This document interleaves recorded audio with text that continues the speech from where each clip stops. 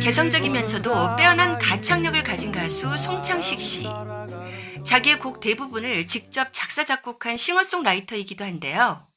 한국 가요사에 굵은 획을 그은 천재로 남을 가수이자 예술가로 평가받고 있죠. 그러나 그의 개인적인 삶은 한평생 너무나 힘들었습니다. 그는 슬퍼도 웃으며 희노애락 등 모든 감정을 웃음으로 표현하는 경지가 되었어요. 그의 웃음은 울음을 뛰어넘은 웃음이었습니다.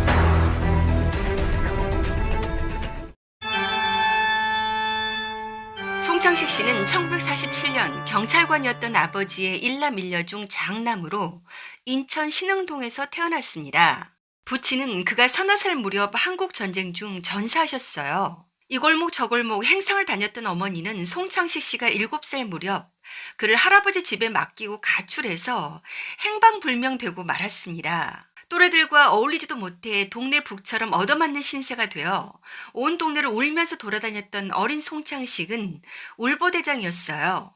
그런 그가 어느 날 낯선 어른이 하모니카로 아리랑을 부르는 모습에 온통 마음을 빼앗깁니다. 그 후 막내 삼촌을 졸라 마련한 하모니카는 그의 유일한 친구가 되었죠. 얼마 되지 않아 하모니카로 못 부르는 곡이 없게 되어 동네에 소문이 자자하게 났고 미군들에게도 코리안 보이로 인기를 끌어 초콜릿을 얻어먹기도 합니다. 인천 신흥초등학교에 들어갔는데 공부에 취미를 붙이고 오락 시간에는 하모니카도 부르고 오르간을 더듬더듬 치며 노래도 부르면서 친구들한테 인기도 높아졌어요. 음악책을 보면서 가사로만 노래를 부르기 지겨워 도레미 등 음정으로 부르다 음계를 깨우치게 되었습니다. 그러다 곡을 쓸 줄 알게 되면서 주변으로부터 모차르트라고 불리기도 했다고 해요. 그때가 8살, 9살 무렵. 한마디로 그는 음악 천재였죠. 오케스트라를 움직이는 지휘자를 보고 지휘자가 되겠다고 결심한 적도 있고 토스카 오페라 영화를 보고 성악가를 꿈꾸기도 했어요. 실제로 중3 때 경기음악 콩쿠르에서 성악 부문 1등을 하며 놀라운 재능을 보였습니다. 그러나 음악에 대한 재능만큼이나 예민한 감수성은 어머니에 대한 그리움을 참지 못하고 가출을 하게 만듭니다. 어머니가 있다고 하는 서울 영등포 정릉 등을 며칠씩 헤매다가 허탈하게 돌아오기도 했죠. 그런 와중에도 공부를 잘해 집안 어른들은 당시 인천 최고의 명문 재물포고를 지원하라고 했는데 이를 거역하고 서울예술고등학교 성악과에 수석 입학합니다. 그러나 옥수수죽으로 연명하는 형편으로는 개인 레슨비를 낼 수 없어 결국 성악을 포기하고 학교를 중퇴했어요. 좀처럼 자기 감정을 드러내지 않는 그인데 이때 죽을 만큼 괴로웠다고 표현했습니다.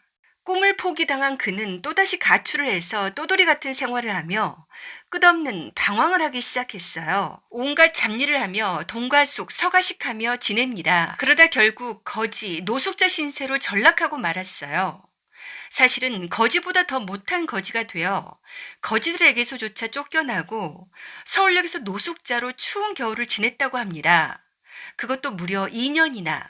그 와중에 친구들의 여행에 따라갔다가 그곳에서 그의 앞길을 열어줄 단초를 만나게 돼요. 대학생들이 모닥불을 피워놓고 놀고 있었는데 한 대학생이 기타를 치며 노래를 불렀어요. 그때 난생 처음 본 기타라는 악기의 매력에 푹 빠지고 말았습니다. 놀랍게도 그 대학생은 바로 서유석 씨였어요. 목공소로 달려가 엉성한 소리를 내는 기타를 자신이 직접 만들어 밤낮 없이 기타를 치며 혼자 독학했는데 그렇게 기타는 그의 평생 동반자가 되었습니다. 그 후 여기저기서 기타를 치고 노래를 불러주며 식사를 해결했는데 친구들이 대학에 들어가자 친구들한테 밥을 얻어먹으려고 홍대, 서울대를 밥 먹듯이 다녔다고 해요. 친구 염동진 씨가 홍대 미대에 다녔는데 그의 수업까지 같이 들어가 강의도 듣고 교정 잔디밭에서 기타를 치며 노래를 부르기도 했습니다. 그러다 운명의 서막이 펼쳐지기 시작합니다. 그를 눈여겨보고 있던 무교동의 유명 음악 감상실 세시봉에서 MC를 맡았던 당시 홍대공예과 2학년 이상벽 씨는 세시봉 출연을 교섭해주며 인생의 전환점을 마련해 주었습니다. 송창식 씨는 밥 먹을 수 있겠다 생각해서 세시봉에 들어가 노래를 부르기로 했어요. 구영남 씨의 증언에 의하면 그 당시에 송창식 씨는 이러했습니다. 송창식 씨가 아주 난로한 거지 같은 차림을 하고 나타났는데 무대에서 노래를 부르기 시작하자 그 자리에 있던 사람들이 모두 입이 딱 벌어졌다고. 마침내 노래에 신선이 나타났다고 생각했다고 해요. 그때 송창식 씨는 참으로 신선하게도 기타를 치며 가곡을 불렀습니다. 자기 신세와도 같은 노래의 제목, 남몰래 흐르는 눈물. Una furtiva lacrima. 계속해서 조용남 씨는 이렇게 그에 대해 얘기했습니다. 송창 씨 같아는 노래만이 유일한 언어였다. 그는 애당초 외계인처럼 행동했기 때문에 통상적 언어를 통한 의사소통은 거의 불가능했다. 우리 패거리가 몇 년을 거의 매일 함께 밥 먹고 잠자면서 붙어 다녔지만 그의 정체를 제대로 아는 사람이 없었다. 물어봤자 딴소리 할 게 뻔하니 아예 묻지도 않았다. 부모가 살아 계신지, 형제가 있는지, 집이 부자인지 가난한지, 잃어버렸다던 엄마와 누이를 찾았는지 못 찾았는지 모든 게 안개 속이었다. 오빠라 입는 걸 몰라 가을에 입은 흰색 나일론 팬티가 이듬해 봄엔 진회색으로 변한 걸 우리가 뻔히 봤을 정도. 그러던 송창식은 자신과 전혀 다르게 생겨먹은 귀족적인 친구와 만나 팀을 이뤘다. 경희대 초급대 학장님의 아들이며 전설적인 민족 시인 윤동주의 육촌 동생인 윤형주와 불멸의 듀엣 트윈폴리오를 결성해 최고 스타로 자리를 굳힌 것이었다. 67년 윤형주 씨와 남성 듀오 트윈폴리오를 결성해서 68년 지금껏 애창되는 하얀 손수건 등 주옥 같은 번안곡들을 발표하며 가요계에 데뷔. 헤어지자 보내온 2년 남짓 활동한 트윈폴리오는 윤형주 씨가 미국 유학을 가게 되어 팬들의 아쉬움 속에 1969년 12월 종지부를 찍었습니다. 1971년에는 창밖에는 비 오고요를 발표하며 솔로 가수로 전향. 창밖에는 비 오고요. 그러다 27살 때 병무청에서 7개월 방위 복무를 했는데요. 그때 미군 방송에서 흑인 아마추어 노래 경연 대회를 보게 되었어요. 그런데 아마추어인데 자기보다 노래 잘하는 사람들이 많다는데 큰 충격을 받고 폭풍 눈물을 흘립니다. 울다 울다 지쳐서 넋이 반은 나갈 정도였죠. 그러다가 또 TV에서 전주 대사슴 노래를 보는데 거기 장훈과 차석이 또 자기보다 훨씬 잘하는 것을 보고 이제는 울지 않고 본격적인 분석을 시작. 서양 음악과 국악을 분석해 자기만의 음악 이론을 만들었고 동양과 서양의 요소가 모두 있는 음악을 만들기 시작해 쇼킹한 음악들이 탄생합니다. 그 당시 나온 노래들이 1974년에 피리 부는 사나이, 다음해인 1975년에 한 번쯤, 고래사냥, 왜 불러 이런 곡들로 엄청난 인기를 얻어 가요 부문에 여러 가지 상을 받으면서 한동안 가요계를 장악했습니다. 나는 피리 부는 사나이 바람 따라가는 도둑 한 번쯤 말 걸겠지 언제쯤일까 술 마시고 노래하고 춤을 춰봐도 가슴에는 하나가 더 왜 불러 돌아서서 가는 사람 잊을 수 없는 승승장구하며 1978년부터 연속 3년 동안 계속해서 MBC 10대 가수상을 수상. 이때 발표된 곡으로는 사랑이야, 토함산, 나의 기타 이야기 등. 당신은 누구시길래 이렇게 토함산에 올라서라 해를 안고 앉았어라 딩동대 울리는 나의 기타는 나의 지난 날의 사랑 노래 잘 부르기로 유명한 가수들조차도 그의 노래 실력에 찬사를 아끼지 않았고 그가 들려준 서정적이고도 신명나며 자유로운 노랫가락들에 억눌려 지냈던 70년대의 많은 젊은이들은 큰 위로를 받았습니다. 1980년에는 가나다라로 가요의 국악을 접목하는 시도를 더욱 본격적으로 했으며 미성이었던 목소리도 몸 밑바닥에서 우러나오는 한을 표출하기 위해 고래고래 소리를 지르는 창법으로 변화를 주었습니다.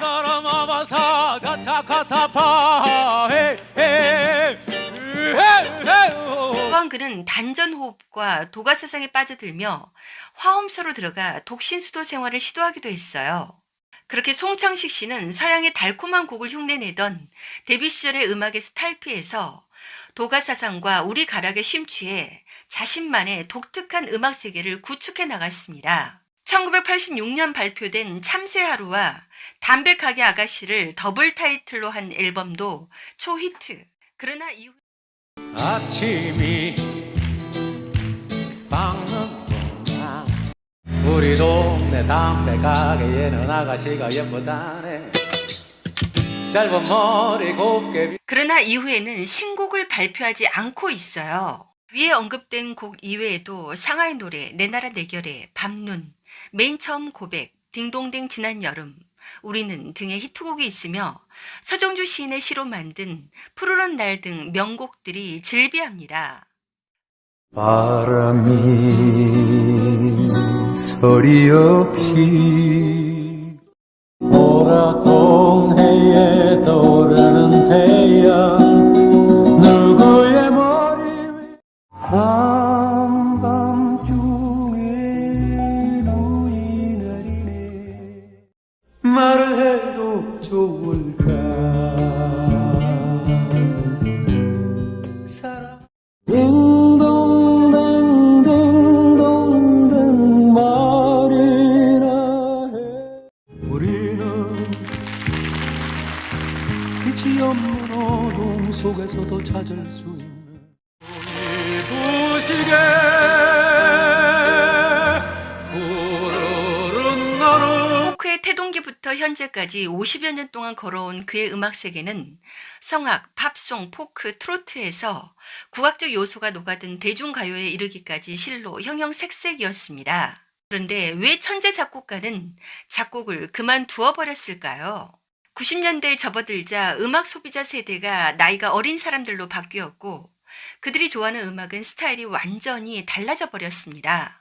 그렇다고 그는 어린 사람들이 좋아하는 음악에 자기를 맞출 수는 없었어요. 자기랑 맞지도 않았고 또한 예전에는 신반장만 팔려도 그 당시 사람들의 경제 형편으로는 대박이었습니다. 그러나 90년대에 접어들자 100만 장씩 파는 후배들이 나왔고 20만 장이 팔려도 손해라고 했어요. 이제는 자기의 음악으로 제작자에게 이익을 주기 어렵다는 판단을 했고 이런 이유로 그는 작곡을 중단하며 가장 전성기 때 사라져버린 것이었습니다. 지금까지 30년 넘게 신곡이 나오지 않고 있는데요. 하지만 놀라운 사실을 고백했어요. 만들기만 하고 발표하지 않은 미발표곡이 1000여 곡이나 있다고. 그런데 최근 안타까운 고백을 합니다. 또 하나의 발목이 그를 잡아 신곡을 내지 못하고 있다고. 차차 말씀드릴게요.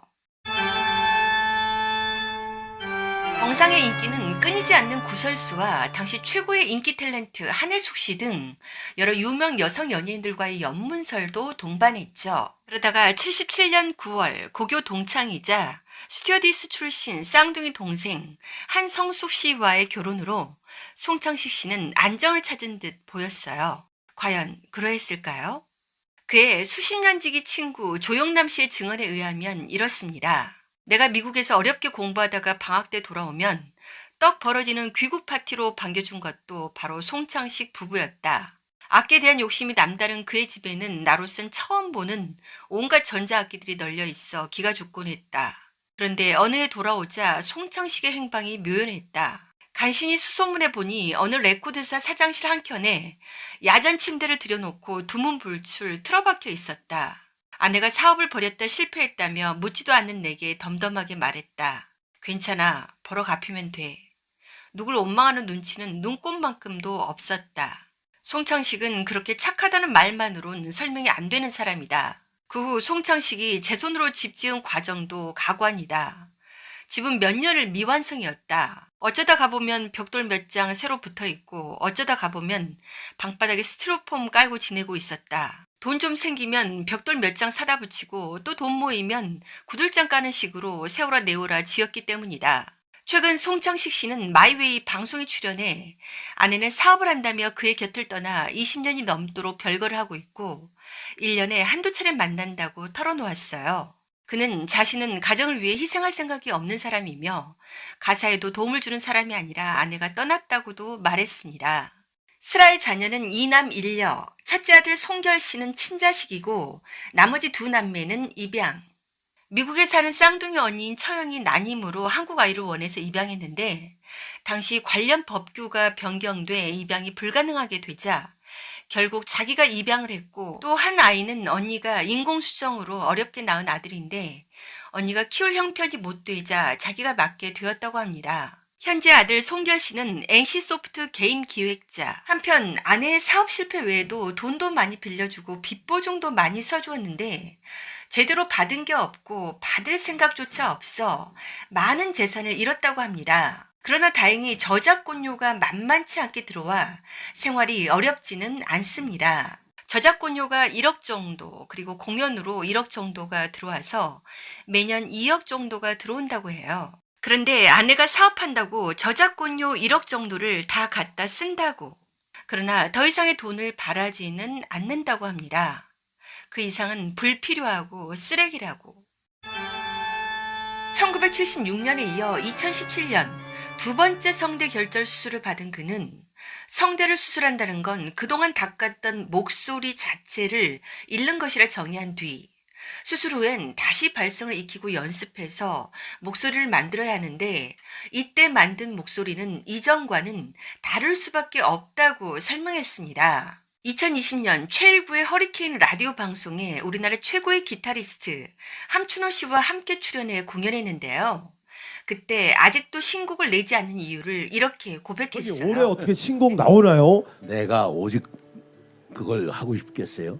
내가 제일 하고 싶어요. 일단 난 이 목이 좀 나아야 돼요. 나 몇 년 전에 성대 수술을 했어요. 우리는 뭐 나올 정도가 됐는데 예. 평소에 연습을 많이 해뒀던 그 컨트롤하는 능력 그것이 없어졌어요. 송창식 특유의 고래 같은 노래의 느낌은 여전했지만 안타깝게도 두 번의 성대 결절 수술은 그의 목소리를 많이 앗아간 느낌이 있었습니다. 하지만 고목이 온갖 세월의 풍파를 이겨낸 위대함과 거룩한 아름다움이 있듯이 거장의 모습 또한 그러했어요. 목소리가 좀 갈라지면 어떻습니까? 여전히 많은 팬들이 그의 신곡을 기다리고 있어요. 그나마 다행인 점은 그를 직접 볼 수 있는 기회는 있다는 것.